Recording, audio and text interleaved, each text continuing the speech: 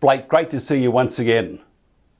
Great to see you, Mike. Look, COVID relief for small business from the Biden administration will be decided by community boards and panels, and looks as if colour will be part of the criteria. What are your thoughts on that?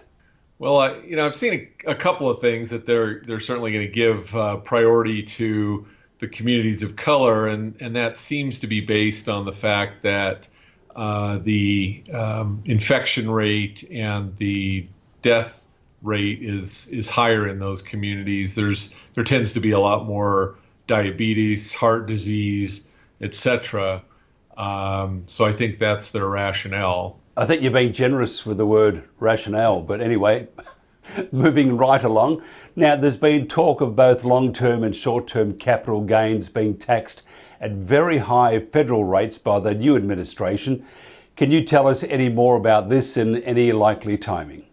Right. So currently the maximum tax rates on long-term capital gains is 20%, and then they layer on another 3.8% if you make more than $200,000 of adjusted taxable income, and so it's a reasonable rate. Now, Biden during the campaign promised, and an article I saw just today seems to reinforce this, that for taxpayers making more than $1 million, even if it's a long-term capital gain, meaning it was held for more than a year, he will tax that at a 37% rate plus the 3.8, so you're at 40.8%. So it's a 17-point jump in the rate,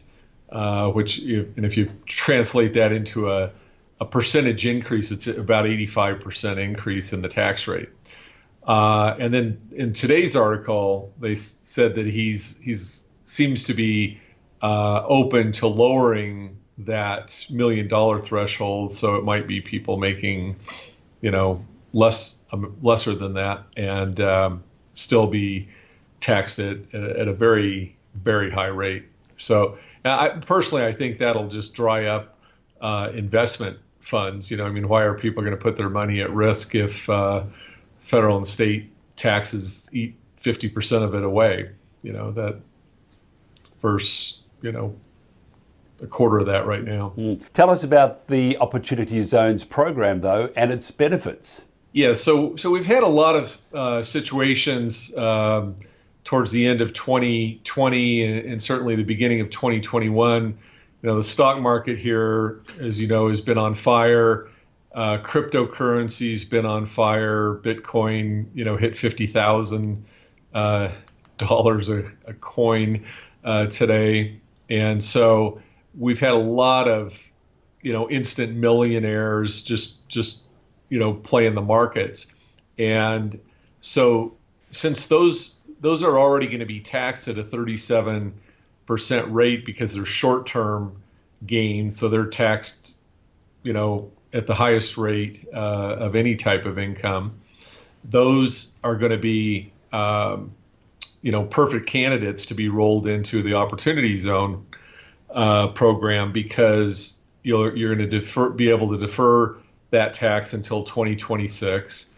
Hopefully, Biden wouldn't get a second term and have these high capital gain rates. But you take away what I just illustrated, that 85% jump in the long-term capital gain rates. He's only talking about increasing the short-term capital gain rates under the worst case scenario, maybe 2 or 3%, and that'll be wiped out because in an Opportunity Zone investment, you get a 10% bump in your basis after you've held it for 5 years. So it'll just neutralize any tax rate increase reasonable tax rate increase that he would come up with. So again, short-term capital gains are perfect to stuff into an Opportunity Zone fund because you don't have any rate risk that you're going to pay more in tax by kicking the can down the road. It's really interesting times right now with the Biden administration and its approach to its socialistic policies.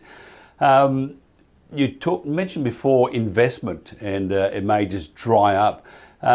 If it was to dry up the investment, is there a black hole or a hole there, that another economy could move in? Well, yeah, I mean, the natural, what's going to happen is the Chinese, most likely, other foreign countries would move their money into this space.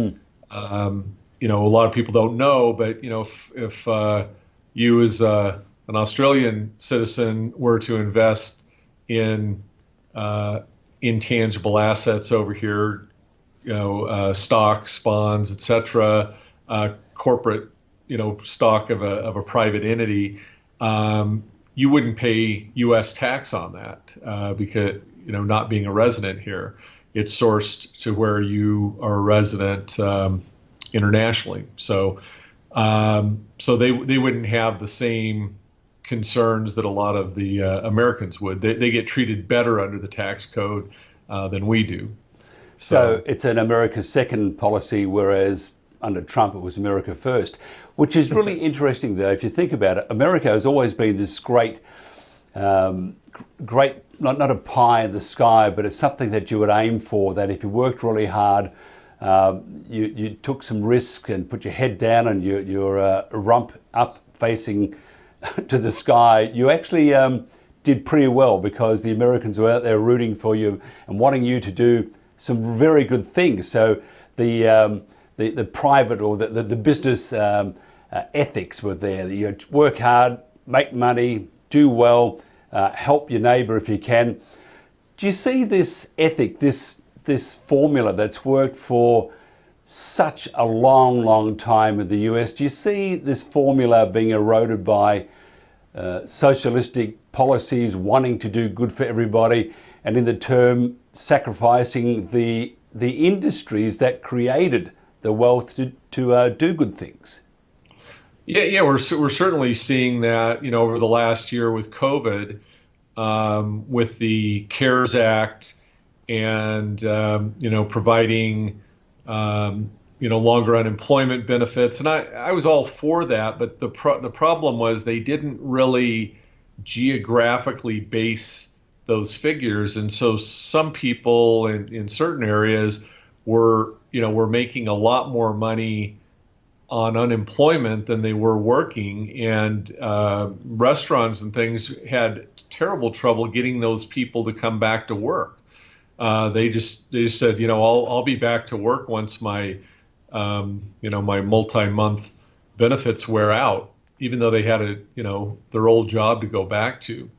So and then we're also seeing that with this pressure to pay $15 an hour minimum wage. Again, there's no effort to make that different based on cost of living in different areas. And like I've said before, in Manhattan or on the west side of LA, 15 is probably not the right number. It should probably be higher. But at the same time, if you're in Des Moines, Iowa, $10 may be appropriate. That's a lot of money in Des Moines, Iowa. Nothing against Des Moines, Iowa. I assume that's a lot of money. But look, the other thing too is the flow-on effect to running a business.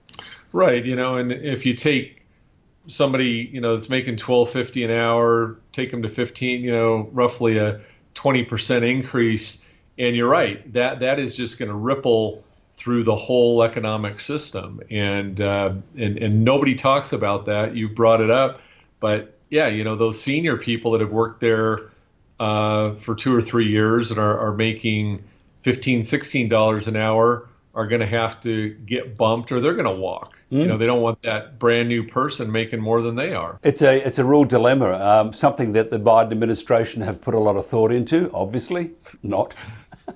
But now, if somebody, I'm trying to keep off the minefield for you, Blake. So we're not going to go tap dancing on the mines. If somebody wants to find out more about opportunity zones, or just in for a good conversation. How do they get hold of Blake Christian, CPA extraordinaire? Thank you. So our website is www.hcvt.com. And so you can, just put in opportunity zones. It'll take you to that page and all the articles and things. Or you can just Google Blake Christian CPA, and a lot of my articles and my contact information will come up that way. Blake Christian, thank you very much. Always great to see you, Mike.